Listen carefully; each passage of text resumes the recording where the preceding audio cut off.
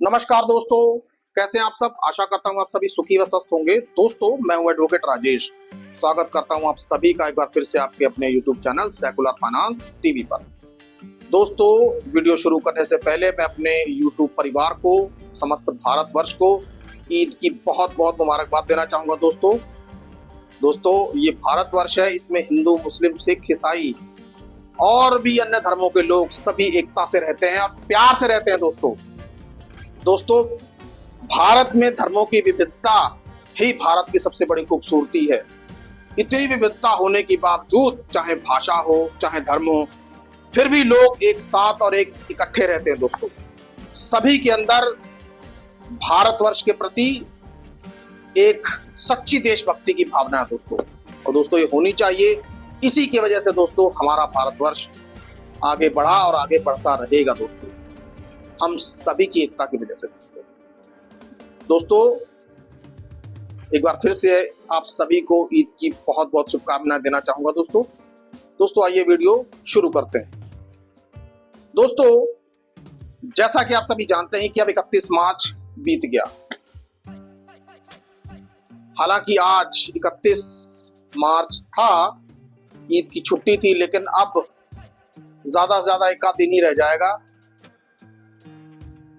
कंपनियों का हो या बैंकों का हो या एनबीएफसी का हो, 99% काम अब खत्म हो चुका है। दोस्तों, खत्म का मतलब ऐसे कि जो मार्च का प्रेशर लोन डिफॉल्टर्स के ऊपर था, जो लोन धारकों के ऊपर था या मल्टीपल लोन डिफॉल्टर्स के ऊपर था, अब शायद ये कंपनियां अप्रैल के पहले हफ्ते या दूसरे हफ्ते या तीसरे या अप्रैल ही कह लीजिए, इतने जोरदार तरीके से प्रेशर नहीं डालेंगी। दोस्तों, लेकिन दोस्तों इसका मतलब ये नहीं है कि कंपनियां आपसे पैसा लेना छोड़ देंगी। दोस्तों, किसी भी मुगालते में मत रहिए। पैसा लेने के लिए कंपनियां प्रयासरत करती रहेंगी।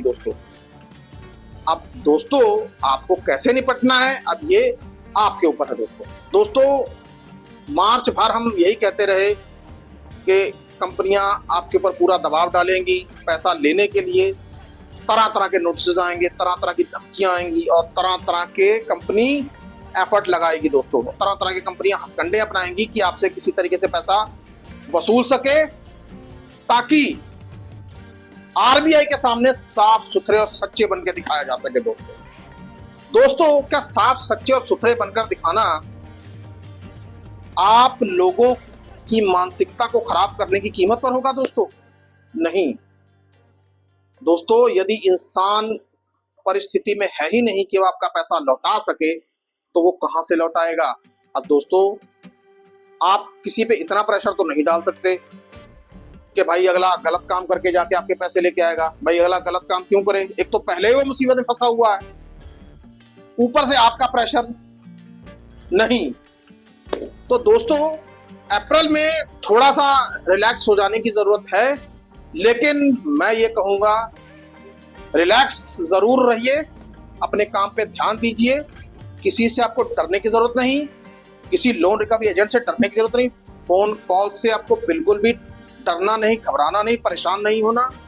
फेक एसएमएस हो या फेक व्हाट्सएप हो, उनसे बिल्कुल भी परेशान नहीं होना। अब दोस्तों आप ये पूछेंगे कि जब हमें ये सब नहीं करना तो फिर हमें करना क्या है? दोस्तों, हाँ दोस्तों, अब काम की बात तो अब मैं आपको बताने जा रहा हूं कि अब आपने करना क्या है। देखिए दोस्तों, कई ऐसे लोग जिनका डिफॉल्ट 6-6 महीने पुराना है, 8-8 महीने पुराना है, और दोस्तों कंपनियों की तरफ से अभी तक उनके ऊपर कोई कानूनी कार्रवाई फिलहाल नहीं की गई। सिर्फ और सिर्फ ज्यादा से ज्यादा क्या हो रहा है, लीगल नोटिस आ रहे हैं दोस्तों, या रिकवरी एजेंट की विजिट हुई। फोन कॉल्स तो मान लीजिए आते ही हैं, चाहे आप नोटिसों के जवाब दीजिए या ना दीजिए। दोस्तों,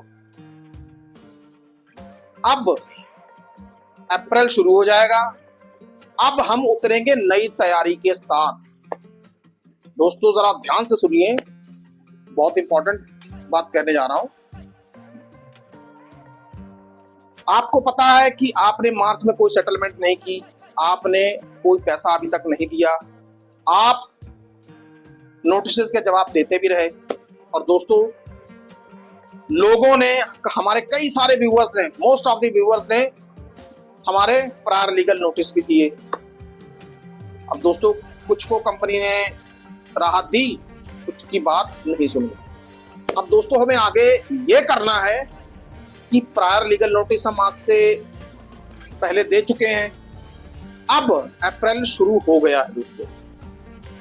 अब हमारा फोकस ये रहना चाहिए कि अब कंपनियां अप्रैल से लेके अप्रैल, मई, जून, AMJ का जो फर्स्ट क्वार्टर होता है, इसमें कंपनियां लोन करने पे ज्यादा ध्यान ना देकर लोन वसूलने पर ज्यादा ध्यान देंगी दोस्तों। अब दोस्तों, ये जरूरी नहीं कि हर एक के ऊपर केस हो ही जाए दोस्तों। तो ऐसी स्थिति से निपटने के लिए आप एक काम कर सकते हैं। जिसने भी प्रायर लीगल नोटिस दे दिया है, अब 1 अप्रैल से अब समय आ चुका है कि जिसको कम से कम 3 महीने हो चुके हैं प्रायर लीगल नोटिस दिए, वो अब रिमाइंडर प्रायर लीगल नोटिस दे। उसको अब रिमाइंडर प्रायर लीगल नोटिस देना चाहिए। क्योंकि दोस्तों, इस दौरान, मार्च के दौरान, कंपनियों ने आपकी कोई बात नहीं सुनी, आपसे किसी तरीके का कोई इंटरेक्शन नहीं किया, आपसे किसी तरीके का कोई कम्युनिकेशन नहीं किया। लेकिन आपने अपने स्तर पर पहले प्रायर लीगल नोटिस दे दिया था, जो कि बहुत अच्छा था। मैं तो सभी से यह कहता हूं कि प्रायर लीगल नोटिस जिसका डिफॉल्ट होने वाला भी होगा, वो भी दे सकता है दोस्तों। अब यहां पे क्या हो गया कि जिसका लोन डिफॉल्ट हो चुका है, 6 महीने हो गए हैं या 8 महीने हो गए हैं या 9 महीने हो गए हैं, या जिसने प्रायर लीगल नोटिस पहले दे रखा है, अब वो रिमाइंडर भी दे सकता है दोस्तों। उसको रिमाइंडर देना चाहिए और रिमाइंडर देकर अपना पूरा एक रिकॉर्ड बनाकर रखना चाहिए दोस्तों। और दोस्तों, मैं ये बात इसलिए कह रहा हूं क्योंकि धीरे धीरे करते करते समय आपका भी बीतता चला जाएगा दोस्तों। फिर एक स्थिति ऐसी आ जाएगी कि कंपनियां फिर आपको लोन सेटलमेंट के लिए कहना शुरू कर देगी।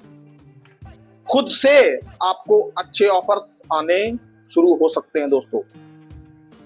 बस जरूरत इस बात की है कि आप यदि prior legal notice, reminder prior legal notice देना स्टार्ट कर देंगे, तो ये आपके लिए यूं कह लीजिए कि संजीवनी वाला काम करेगा दोस्तों।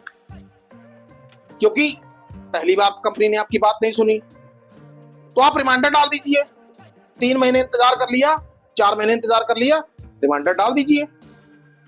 रिमाइंडर डाल देने से क्या होगा कि यदि आप एक तरफ आप देखेंगे कि हमने, जब कल को कोई ऐसी बात होगी या कोई लिटिगेशन का मामला उठेगा, तब आप कोर्ट को ये कह सकते हैं कि भाई हमने इनको प्रायर लीगल नोटिस भी दिया था और 3 महीने बाद हमने इनको प्रायर लीगल नोटिस रिमाइंडर के रूप में भी दिया था, लेकिन बावजूद इसके कंपनियों ने हमारी कोई बात नहीं सुनी दोस्तों। माननीय सुप्रीम कोर्ट की ऐसी कई सारी जजमेंट्स हैं जिसमें लोन धारकों को कई तरीके की राहतें दी गई हैं दोस्तों, और मैं इन पे वीडियोस बना भी चुका हूं दोस्तों। तो दोस्तों, अप्रैल में आपने करना क्या है, तैयारी कर लीजिए। और जिन के 3 महीने या 3 महीने से ऊपर हो चुके हैं दोस्तों, उन सभी को प्रायर लीगल नोटिस रिमाइंडर के रूप में भेजना पड़ेगा दोस्तों। भेजिए और फिर से चैन की नींद सो जाइए दोस्तों, आपके फायदे की बात है। और दोस्तों, एक बात मैं थोड़ा सा आपको और भी बता देना चाहूंगा, क्योंकि इससे कंपनी को भी अब लग जाएगा कि हाँ, 3 महीने पहले भी इनका आया था, 3 महीने बाद भी अब इनका नोटिस आया है, तो इसका मतलब कंपनी ये समझ जाएगी कि इनकी आर्थिक हालातों में ज्यादा सुधार नहीं हुआ दोस्तों। तो दोस्तों, कंपनी या बैंक आपके ऊपर जिस तरीके से हार्ड एक्शन लेने की बात ज्यादातर रिकवरी एजेंट करते हैं, उस तरफ नहीं सोचेगी दोस्तों। देर ना करें अप्रैल मंथ में जिन लोगों के लोन 3 महीने से ऊपर हो चुके हैं, जिन लोगों ने प्रायर लीगल नोटिस 3 महीने पहले दे दिया था, अब वो दोबारा से रिमाइंडर प्रायर लीगल नोटिस दें। दोस्तों, इससे फायदा आपका ही होगा।